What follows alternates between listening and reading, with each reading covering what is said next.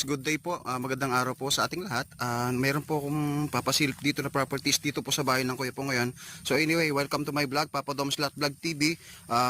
Andito po ngayon dito sa bahay ng kuya po ngayon na may papasilip po sa inyo. Ito po isang farm lot na rice field po siya, irrigated, income generated po siya. At ito po ay 2 hectares more or less po, solo title, buhat buhay pa po yung nakapangalan sa titulo. At ang kagandahan po nito ay nakatutok po siya sa irigasyon. Ayan po, may irigasyon po dito. Meron na po siyang poste ng kuryente dito sa tapat po. At more or less po siguro hanggang highway po mga sa 150 square meter po.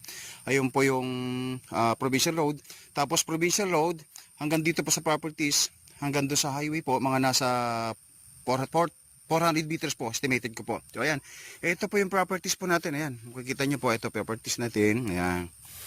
So, ang frontage po siguro niya dito sa Barangay Road po ay nasa 50 meters po siya. Ito, ayan. Ito po ay napakaganda pong sakay dahil sagana po ito sa tubig. Walang sawa po ito sa tubig. At ito po yung irigasyon niya. Yan, ito po. Ito po, may sarili po siya drop dito. Dito po nanggagaling yung tubig niya. Dito po sa rice field na ito. Yan, ito po, pwede rin pong dumaan dito. Papunta po sa irigasyon po. Ito, daan din po ito. At dito po, may daan din po rito. Papunta po dun sa Provincial Road. And then Provincial Road po hanggang sa highway po. Malapit lang din po siya. So, ayan. Tapos ito po, meron pa po ritong tabi. Bali magkatabi po itong property na binibenta po ng may-ari nito. So ito po, meron din po dito sa kabila na 1.6 hectares po. Same din po, meron din po siyang kuryente. Solo title din po siya. Income generated po ng rice field din. Pwede rin pong farm lot. Pwedeng patayon din po ng rest house. Ayan, dahil malapit na po sa kabahayan to, dahil malapit lang po ito sa bayan, mga nasa 4 to 5 minutes po, nasa proper town na po ng kuya po. And then mga nasa 10 to 15 minutes po, nasa tiplex na po kayo. So ayan, ito po yung 2 hectares, sa kabila po yung 2 hectares, ayan.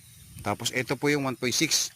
Mamimili na lang po kayo mga madam, mga sir, kung ano po yung gusto nyong i-visit o i-viewing. So anytime po, kung interesado po kayo dito sa properties na aking binibideo o binablog, paki-follow and share na lang po at paki-click po yung notification bell para updated po kayo sa lahat ng videos na aking upload sa aking YouTube channel. So ayan po, maraming salamat po at God bless po sa ating lahat.